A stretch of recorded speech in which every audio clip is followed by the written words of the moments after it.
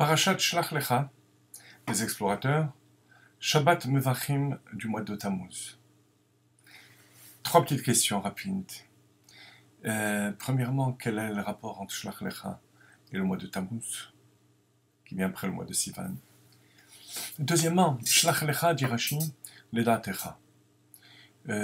Si tu le veux, si tu comprends qu'il faut envoyer les explorateurs, moi je ne te donne pas d'ordre, parce que je leur ai dit que la terre était bonne. Mais si tu penses qu'il faut envoyer des explorateurs, alors envoie-les. Moshe Rabbeinu va envoyer les explorateurs et, comme vous le savez, la fin va être tragique. Alors, comment comprendre cette réaction de Moshe Rabbeinu, qui envoie les explorateurs, bien que sachant que Akadosh Baruch Hu a dit que la terre était bonne? Réponse. Il ne s'agit pas d'envoyer des explorateurs pour rentrer en Eretz Israël ou pas, c'était l'erreur des explorateurs, mais le chemin par lequel il fallait passer. Et là, Kadosh Baruch Hu était d'accord. Il était d'accord, mais il ne voulait pas donner d'ordre. Parce que chercher la voie par laquelle il faut rentrer, c'est quelque chose d'évident que Moshe Rabbeinu doit comprendre. On n'a pas besoin d'ordre. C'est ce qu'on appelle marchire mitzvah. Marchire mitzvah, c'est le moyen pour arriver à la mitzvah. Ça dépend de notre bonne compréhension des choses. Akadosh Baruch Hu nous fait confiance. Bien plus, ça fait partie de notre rôle, d'analyser la situation et de voir la voie par laquelle on doit passer pour accomplir la mitzvah. Les explorateurs se sont trompés. L'ego de leur personne qu'ils ont mis en avant a produit une confusion entre la manière et le but. Et avec ça, on répond à une très grande question que les commentateurs posent.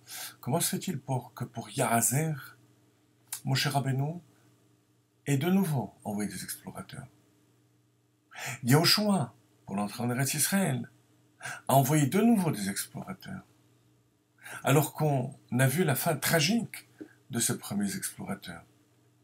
Une fois de plus, il faut faire le distinguo entre les explorateurs qui sont là pour espionner, analyser la terre et voir par quel endroit rentrer, et la mission en elle-même qui est décidée par Akadosh Baruch Hu. Alors nous aussi, chers amis,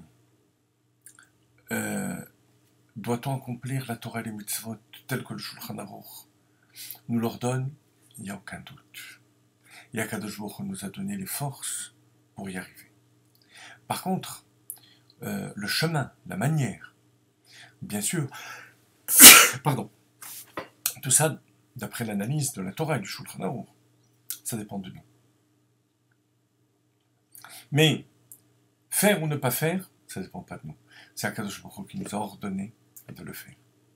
Et là, vous avez la relation directe avec le mois de Tammuz. Qu'est-ce que c'est Tammuz? C'est la concrétisation du mois de Sivan. Le mois de Sivan, c'est l'étude de la Torah. Concrétisation matérielle. Rentrer en Eretz Israël pour faire les mitzvot matérielles. C'est ça le mois de Tammuz. C'est la mise à l'épreuve du juif. Pour que le juif lui-même se rende compte. Est-ce qu'il est capable de concrétiser son Gadol Talmud, la grandeur de son étude, dans le monde matériel et dans le quotidien? À nous de l'analyser, mais surtout savoir que l'ordre lui-même d'Akadosh Baruch Hu doit être accompli.